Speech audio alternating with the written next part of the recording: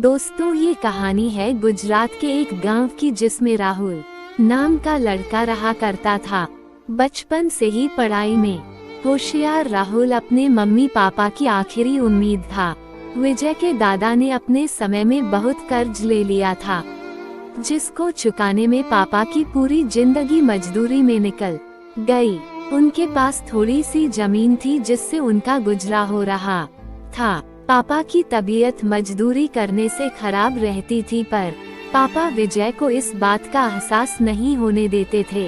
राहुल को पढ़ाई में इतना होशियार देखकर उसके मम्मी पापा ने हर वह काम किया जिससे वह राहुल को पढ़ा पाए।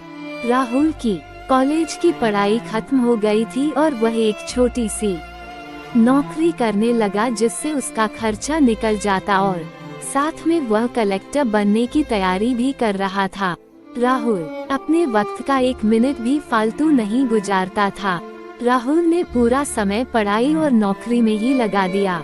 राहुल के पापा को ये पता था कि वो कलेक्टर बनना चाहता है, इसलिए घर की हालत बहुत ज्यादा खराब होने पर भी उन्होंने राहुल से कभी इस बात का जिक्र नहीं किया और न उसको अच्छी नौकरी करने के लिए कहा। लगातार 2 साल तक राहुल पास नहीं हो पाया। उसके बाद भी उसके पिता ने अपना घर और जमीन गिरवी रखकर विजय को आईएएस की कोचिंग ज्वाइन करवाए और उसकी नौकरी भी छुड़वा दी और केवल पढ़ाई करने को कहा। राहुल के पापा हमेशा उससे कहा करते, बेटा खेत और घर दोबारा आ जाएंगे पर कलेक्टर दोबारा नहीं बन सकते। आज पूरे साल पढ़ाई करने के बाद राहुल का रिजल्ट आ गया जिसमें वह अच्छे नंबरों से निकल गया था। आज उसके पिता से ज्यादा खुश कोई नहीं था। ऐसा लग रहा था जैसे राहुल का सपना पूरा होने वाला है, पर भगवान को कुछ और ही मंजूर था। राहुल का कल इंटरव्यू था और सुबह से उसके पापा की तबीयत खराब थी। विजय के पापा उसकी माँ से बार बार कह रहे थे कि राहुल को मत बताना और उस दिन देर रात उनकी मौत हो गई। अब एक माँ जिसकी गोद में उसका पति गुजर गया और वह अपने दर्द को भुलाकर अपने बेटे की जिंदगी के बारे में सोच रही थी। माँ ने पड़ोसियों तक को इस बात का एहसास नहीं होने दिया कि उसका पति अब नहीं रहा।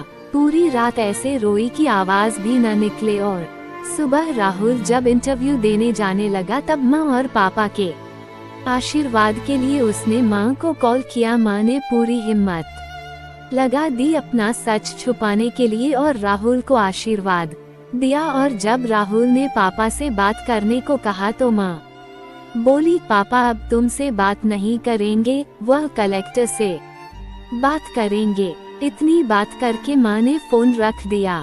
राहुल का जब इंटरव्यू हो गया तब उसे बताया गया कि उसके पिता की तबीयत खराब है, उसको तुरंत घर जाना है।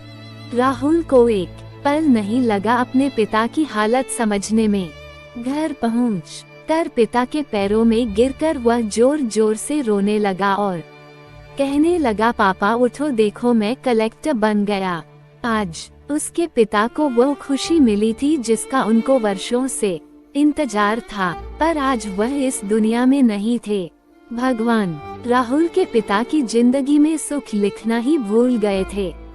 पहले वह अपने पिता के कर्ज में जिंदगी भर मजदूरी करते रहे और फिर बेटे के सपनों में फिर घर और जमीन गिरवी रखनी पड़ी।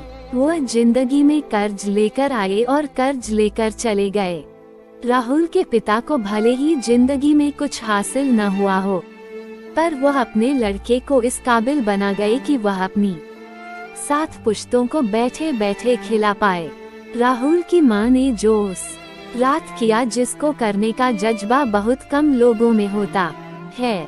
जब विजय कलेक्टर बनकर घर आया तब माँ ने विजय से कहा, बेटा तुम आज इतने बड़े बन गए हो कि हाजरों गरीबों का भला कर सकते हो।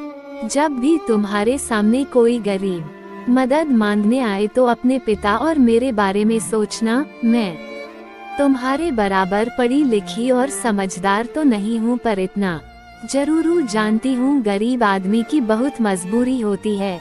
तुम कभी किसी का बुरा मत करना। शिक्षा। दोस्तों, इस कहानी से हमें ये शिक्षा मिलती है कि वक्त कितना भी खराब हो, हम उसे बदल जरूर सकते हैं। माँ और बाप के एहसानों को हम कभी नहीं उतार सकते हैं, पर हम अपने कर्मों से उनकी इच्छा जरूर पूरी कर